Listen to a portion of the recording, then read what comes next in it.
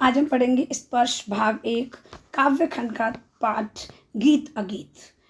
तो गीत अगीत चैप्टर जो कि लिखा है ये पाठ रामधारी सिंह दिनकर जी ने।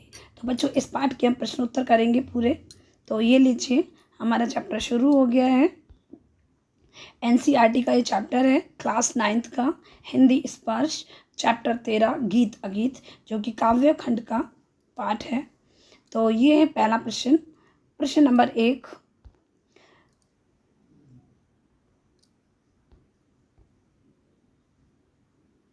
ये अब आपको अच्छे से दिख रहा होगा ये।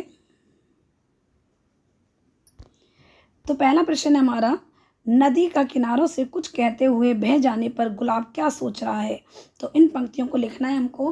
वहाँ पर जब वेगवती नदी जाती है बहुत ही तीव्रता से तो वह कुछ कहती हुई जाती है, तो विरह के कुछ गीत सुनाती हुई जाती है।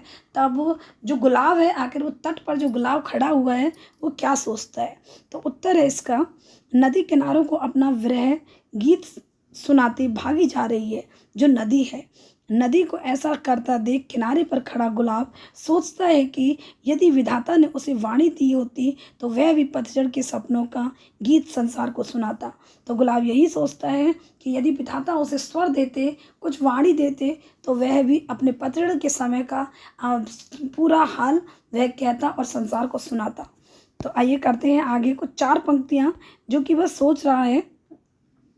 इससे संबंधित पंक्तियां हैं। देते स्वर यदि मुझे विधाता अपने पतझड़ के सपनों का मैं भी जग को गीत सुनाता। तो इस प्रकार की पंक्तियां वो कहता है। तो आइए करते हैं प्रश्न नंबर 2। ख, जब शुक गाता है तो शुकी के हृदय पर क्या प्रभाव पड़ता है। तो इसका आंसर है हमारा, जब शुक, शुक अर्थात होता है तोता, ठीक। बसंत किरण अर्थात बसंत की किरणों के स्पर्श से प्रसन्न हो। जब बसंत की किरणों का जब स्पर्श होता है जब शुक, तो क्या होता है, जब गीत सुनाता है तो वह गीत शुकी के मन को छू जाता है। जब शुक गीत सुनाता है तो शुकी के मन को छू जाता है, उसके पंख फूल जाते हैं और उसके मन में भी स्नेह भरे गीत उमड़ने लगते हैं। पर वह गा नहीं पाता है ना, क्योंकि वह गा नहीं पाता है और गा नहीं पाती है, उमड़ने लगते हैं, उसके मन में गीत आने लगते हैं, उसका हृदय प्रसन्नता से भर जाता है, ठीक। नेक्स्ट प्रश्न।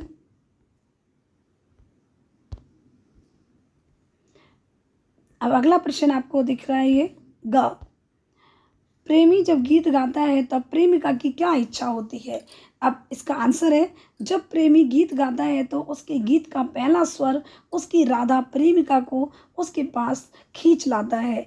वह नीच की छाया में चोरी चोरी गीत सुनती है और वह भाव विभोर हो उठती है। उसकी इच्छा होती है कि वह गीत की कड़ी बनकर प्रेमी के होठों को स्पर्श कर ले। तो इस प्रकार वह, यह इसका आंसर है। तो आइए करते हैं नेक्स्ट प्रश्न। प्रथम छंद, प्रथम छंद में वर्णित प्रकृति चित्रण को लिखना है। प्रथम छंद में वर्णित प्रकृति चित्रण को लिखिए। तो इसमें नेचर का हमको लिखना है। तो कविता के माध्यम छंद में प्रकृति का सजीव चित्रण किया गया है।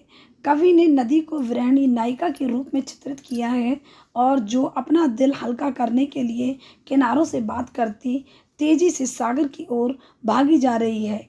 नदी के किनारे पर खड़ा गुलाब इसीलिए व्यथित है क्योंकि विधाता उसे स्वर ना दिए जाने से वह अपनी पतझड़ की कहानी संसार को नहीं सुना पाता। तो सुना पा रहा है, इस प्रकार ये इसका आंसर है। तो आइए करते हैं प्रश्न नंबर ग, प्रकृति के साथ पशु पक्षियों के संबंध की व्याख्या। तो इसकी व्याख्या करना है हमको। प्रकृति के साथ पशु पक्षी का संबंध आदिकाल से रहा है, जैसा कि हम सभी जानते हैं। तो उसका संबंध आज भी घनिष्ठ है। एक और पशु पक्षी अपना भोजन, आवास, आश्रय के लिए प्रकृति पर निर्भर हैं, तो वहीं पशु पक्षी प्रकृति का श्रृंगार बनकर उसका सौंदर्य बढ़ाते हैं। और यदि जंगल में पशु पक्षी का कलरव ना गूंजे, तो ये थोड़ा मिसप्रिंट हुआ है, गूंजे तो इतनी चुप्पी सी होगी। और तो मतलब कितनी चुप्पी होगी अगर पतझड़ का बिल्कुल भी मतलब पशु पक्षियों की आवाज़ ना हो तो। इसके अलावा पशु पक्षी प्रकृति को साफ सुथरा बनाए रखने में भी हमारा बहुत सा योगदान देते हैं। तो आइए करते हैं नेक्स्ट क्वेश्चन। मनुष्य को प्रकृति किस रूप में आंदोलित करती है? अपने शब्दों में लिखिए। तो मनुष्य को प्रकृति किस प्रकार आंदोलित करती है? मनुष्य को प्रकृति नाना रूपों में आंदोलित करती है। इस क्रम में बात प्रातः से शुरू करें तो प्रातःकालीन सूर्य हमें प्रसन्नता से भर देता है। सबसे पहले अगर हम बात करें सुबह से ही शुरू करें तो सुबह सबसे पहले सूर्य निकलता है, वो हमें बहुत ही प्रसन्न कर देता है, प्रसन्नता से भर देता है। हरियाली हमारी आंखों को सुहाती है, ओस की बूंदें हमें अपनी ओर खींचती हैं। आसमान में छाए काले काले बादल मन में उल्लास और मस्ती जगाते हैं तथा मन को खुशी से भर देते हैं। अब आगे, शाम को छिपता सूर्य मन को शांति से भर देता है। इसके अलावा नदी, पहाड़, झरने, पेड़ पौधे, फूल विविध रूपों में आंदोलित कर देते हैं। तो ये हो गया इसका आंसर। आइए करते हैं प्रश्न नंबर 6। सभी कुछ गीत हैं, सभी कुछ गीत हैं, अगीत कुछ नहीं होता। कुछ गीत, हाँ, सभी कुछ गीत है, अगीत कुछ नहीं होता। कुछ गीत भी होता है क्या? स्पष्ट कीजिए। अब हमें ये स्पष्ट करना है, जो कि प्रश्न का उत्तर। हमारे जीवन में विभिन्न अवसरों में मन में तरह तरह के भाव उठते हैं। ठीक, अब विभिन्न अवसरों पर अलग अलग तरह के अवसर होते हैं, उसी प्रकार के हमारे मन में भाव आते हैं। इनमें जिन भावों को अभिव्यक्त का स्वर मिलता है वे गीत बन जाते हैं, दूसरों के सामने प्रकट हो जाते हैं। इसके विपरीत कुछ अगीत भी होते हैं जिन्हें हम चाहकर भी अभिव्यक्त का स्वर नहीं दे पाते हैं। तो यही है इस प्रश्न का उत्तर। आइए करते हैं प्रश्न नंबर जा। आइए करते हैं प्रश्न नंबर जा। गीत अगीत के केंद्रीय भाव को लिखिए। गीत अगीत का केंद्रीय भाव हमको लिखना है। उत्तर है, गीत अगीत कविता का केंद्रीय भाव है प्रेम और प्राकृतिक सौंदर्य का चित्रण। इनमें नदी गुलाब किनारों के माध्यम से प्राकृतिक सौंदर्य, सुख सुखी के माध्यम से जीव जंतुओं में प्रेम भाव, प्रेमी एवं उसकी राधा के माध्यम से मानवीय राग का चित्रण किया गया है। कविता में प्रेम के मुखारित और मौन दोनों अभिव्यक्तियों को सुंदर किया गया, अर्थात मुख से जो बोला गया है उसका ही वर्णन किया है, और जो मौन है, जो चुप है, उसका भी वर्णन किया गया है। क्योंकि गीत की गूंज सुनने में अच्छी लगती है पर अगीत की अनुभूति उतनी ही अच्छी लगती है। तो इस प्रकार ये हमारा हो गया आंसर। तो आइए करते हैं हम व्याख्या। व्याख्या संदर्भ सहित व्याख्या करना है, जो कि इसमें दिया हुआ है। जो लाइनें अपने को, अपने पतझड़ के सपनों का मैं भी जग को गीत सुनाता। अर्थात सबसे पहले हमें इसका प्रसंग लिखना है। प्रसंग किस प्रकार लिखा जाता है ये मैंने आपको इसमें दिया हुआ है। संदर्भ, सबसे पहले हमें संदर्भ लिखना है, प्रसंग लिखना है। तो प्रस्तुत पद्यांश प्रसिद्ध कवि रामधारी सिंह दिनकर द्वारा रचित गीत अगीत नामक कविता से उद्धृत है। इस कविता में उन्होंने गीत और मौन अनुभूति की तुलना करते हुए हम दोनों को सुंदर बताया है। अब इस पद्यांश में नदी के किनारे खड़ा गुलाब मन ही मन सोचता है। ये हमारा हो गया संदर्भ। अब है हमारी इसकी व्याख्या। तो अब हम करेंगे व्याख्या। यदि ईश्वर मुझे भी वरदान देता, वाणी का वरदान देता, तो मैं संसार को अपने उन दिनों का दुख अवश्य सुनाता जब मैंने स्वयं को पतझड़ जैसा सून और वीरान अनुभव किया था। तो इस प्रकार ये इसकी व्याख्या हो गई। तो अब हमारी इन लाइनों की हम व्याख्या करेंगे। खा, गाता शुक जब किरण वसंती, छूती अंग पर्ण से छनकर। तो आइए करते हैं इसकी व्याख्या। उत्तर, तो सबसे पहले हम इसका लिखेंगे संदर्भ। संदर्भ वही है, बस थोड़ा सा चेंज होगा नीचे घटना कि कब ये बोला जाता है। प्रस्तुत पद्यांश प्रसिद्ध कवि रामधारी सिंह दिनकर द्वारा रचित गीत अगीत नामक कविता से उद्धृत है। इस कविता में उन्होंने गीत और मौन अनुभूति की तुलना करते हुए दोनों को सुंदर बताया है। इस पद्यांश पर प्रकृति प्रभाव को दर्शाया गया है।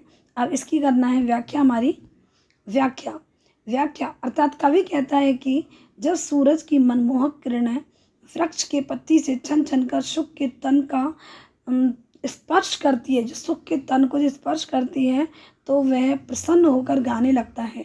आशय यह है कि वह प्रकृति की मोहकता से गदगद हो जाता है। ठीक, आइए करते हैं नेक्स्ट प्रश्न। इसमें भी हमको व्याख्या करनी है। हुई ना क्यों में कड़ी गीत की विघ्ना अर्थात विधाता प्रभु यों मन में गुनती। उत्तर, संदर्भ लिखेंगे पहले। प्रस्तुत पद्यांश प्रसिद्ध कवि रामधारी सिंह दिनकर द्वारा रचित गीत अगीत नामक कविता से उद्धृत है। इस कविता में उन्होंने गीत और मौन अनुभूति की तुलना करते हुए दोनों को सुंदर बताया है। प्रेम भरे गीत को सुनकर उसकी प्रेमिका मुग्ध हो जाती है। तो ये जब का प्रसंग है। आइए करते हैं इसकी व्याख्या। मुग्ध प्रेमिका मन ही मन सोचती है कि हे विधाता, काश मैं भी इस आनंद में गीत की एक पंक्ति बनकर इसमें लीन हो जाती, मैं प्रेमी के प्रेम भरे भावों में खो जाती। अर्थात इस प्रकार प्रेमिका सोचती है और मंत्र मुग्ध हो जाती है। आइए करते हैं प्रश्न नंबर 3। निम्नलिखित उदाहरण में वाक्य विचलन को समझने का प्रयास कीजिए। इसी आधार पर प्रचलित वाक्य विन्यास लिखिए। और जैसा कि उदाहरण है हमारा यहाँ पे, तट पर एक गुलाब सोचता।